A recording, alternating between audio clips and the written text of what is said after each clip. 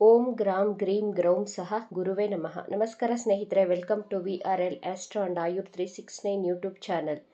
ಸಮಸ್ಯೆಗಳು ಸೃಷ್ಟಿಯಾಗುವುದು ನಮ್ಮ ಮಾತಿನ ಧ್ವನಿಯಿಂದ. ಏನು ಹೇಳುತ್ತೇವೆ ಎನ್ನುವುದಕ್ಕಿಂತ ಹೇಗೆ ಹೇಳುತ್ತೇವೆ ಎನ್ನುವುದೇ ಬಹಳ ಮುಖ್ಯ. ಧ್ವನಿ ಬದಲಾದರೆ ಬದುಕೇ ಬದಲಾಗುತ್ತದೆ. 12 ವರ್ಷಗಳ ನಂತರ ಜೂನ್ 2ಕ್ಕೆ ಧನಸ್ಸು ರಾಶಿಯವರಿಗೆ ಗುರುಗ್ರಹ ನಿಮ್ಮ 8ನೇ ಭಾವದಲ್ಲಿ ಗೋಚಾರ ಮಾಡಲಿದೆ. ಗುರುಗ್ರಹದ ಮಹಾಪರಿವರ್ತನೆಯ ಫಲಗಳ ಬಗ್ಗೆ ಈ ವಿಡಿಯೋದಲ್ಲಿ ತಿಳಿಸಿಕೊಡಲಿದ್ದೇನೆ. ಧನಸ್ಸು ರಾಶಿಯ ಅಧಿಪತಿ ಗುರುಗ್ರಹ ಉಚ್ಚ ರಾಶಿಯಾದಂತಹ ಕಟಕ ರಾಶಿಯಲ್ಲಿ ಗೋಚಾರ ಮಾಡುತ್ತಿದೆ. ತನ್ನ ಪಂಚಮ ದೃಷ್ಟಿಯಿಂದ ನಿಮ್ಮ ವ್ಯಯಭಾವವನ್ನು ಅಂದರೆ 12ನೇ ಭಾವವನ್ನು, ಸಪ್ತಮ ದೃಷ್ಟಿಯಿಂದ ಕುಟುಂಬ ಸ್ಥಾನ ಹಾಗೂ ಧನಸ್ಥಾನವನ್ನು ನೋಡುತ್ತಿದೆ. 9ನೇ ದೃಷ್ಟಿಯಿಂದ 4ನೇ ಭಾವವನ್ನು ವೀಕ್ಷಿಸುತ್ತಿದೆ.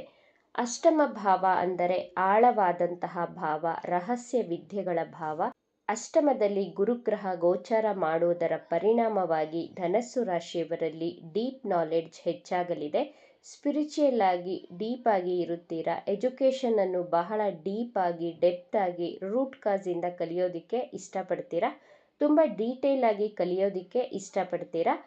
ಆಧ್ಯಾತ್ಮ ವಿದ್ಯೆ, ರಹಸ್ಯ ವಿದ್ಯೆಗಳಲ್ಲಿ ಆಸಕ್ತಿ ಹೆಚ್ಚಾಗಲಿದೆ. ಗುರುಗ್ರಹದ ದೃಷ್ಟಿ 12ನೇ ಭಾವಕ್ಕೆ ಬೀಳುತ್ತಿರುವುದರಿಂದ ಧಾರ್ಮಿಕ ಕಾರ್ಯಗಳಿಗೆ ಹಣವನ್ನು ಖರ್ಚು ಮಾಡುತ್ತೀರಾ. ಫಾರಿನ್ನಲ್ಲಿ ಜಾಬ್ ಮಾಡುತ್ತಿರುವವರಿಗೆ ಗುಡ್ ಟೈಮ್, ಹಾಗೂ ಫಾರಿನ್ನಲ್ಲಿ ಹೊಸ ಜಾಬ್ಗಾಗಿ ಅಪ್ಲೈ ಮಾಡಿದವರಿಗೆ ಹೊಸ ಜಾಬ್ ಸಿಗಲಿದೆ ಜೂನ್ 2ರ ನಂತರ. ಧಾರ್ಮಿಕ ಯಾತ್ರೆಗಳನ್ನು ಮಾಡುತ್ತೀರಾ.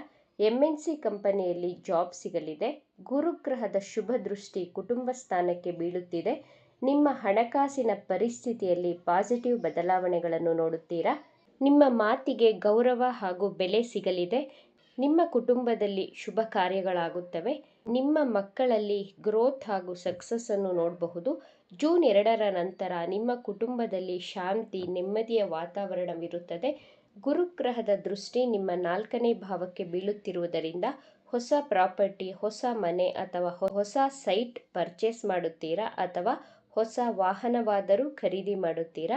ನೀವು ವಾಸವಾಗಿರುವಂತಹ ಮನೆಯನ್ನು ರಿನೋವೇಷನ್ ಮಾಡಿಸುತ್ತೀರಾ. ನಿಮ್ಮ ತಾಯಿಗೆ ಆರೋಗ್ಯ ಸಮಸ್ಯೆಗಳಿದ್ದರೆ, ಬ್ಯಾಕ್ ಪೇಯ್ನ್, ಲೆಗ್ ಪೇಯ್ನ್, ಈ ರೀತಿಯ ಆರೋಗ್ಯ ಸಮಸ್ಯೆಗಳನ್ನು ಫೇಸ್ ಮಾಡುತ್ತಿದ್ದರೆ ಜೂನ್ 2ರ ನಂತರ ನಿಮ್ಮ ತಾಯಿಯ ಆರೋಗ್ಯದಲ್ಲಿ ವೃದ್ಧಿಯಾಗಲಿದೆ. ಗುರುಗ್ರಹದ ರಾಶಿ ಪರಿವರ್ತನೆಯಿಂದ ನಿಮ್ಮ ತಪ್ಪುಗಳನ್ನು ತಿದ್ದಿಕೊಂಡು ಹೊಸ ವ್ಯಕ್ತಿಯಾಗಿ ಬದಲಾಗುತ್ತೀರಾ. ನಿಮ್ಮ ಕರಿಯರ್ ಲೈಫಲ್ಲಿ ಹೊಸ ಬದಲಾವಣೆಗಳನ್ನು ನೋಡುತ್ತೀರಾ. ನಿಮ್ಮ ಪ್ರೊಫೆಷನ್ ಲೈಫಲ್ಲಿ ಸಕ್ಸಸ್ ಸಿಗಲಿದೆ. ಪ್ರತಿನಿತ್ಯ ವಿಷ್ಣು ಸಹಸ್ರನಾಮವನ್ನು ಪಠಿಸಿ. ಸೂರ್ಯದೇವನಿಗೆ ಜಲದ ಅರ್ಘ್ಯವನ್ನು ಕೊಡಿ. ಅರಿಶಿಣದ ಕೊಂಬು ಹಾಗೂ ಹಳದಿ ವಸ್ತ್ರವನ್ನು ಗುರುವಾರದಂದು ಬ್ರಾಹ್ಮಣರಿಗೆ ದಾನ ಕೊಡಿ. ಎಲ್ಲವೂ ಶುಭವಾಗುತ್ತದೆ. ಈ ವಿಚಾರಗಳು ನಿಮಗೆ ಇಷ್ಟ ಆಗಿದ್ದರೆ ನಮ್ಮ ಚಾನಲನ್ನು ತಪ್ಪದೇ ಸಬ್ಸ್ಕ್ರೈಬ್ ಮಾಡ್ಕೊಳ್ಳಿ. ಈ ವಿಡಿಯೋಗೆ ಒಂದು ಲೈಕ್ ಕೊಡೋದನ್ನು ಮರಿಬೇಡಿ.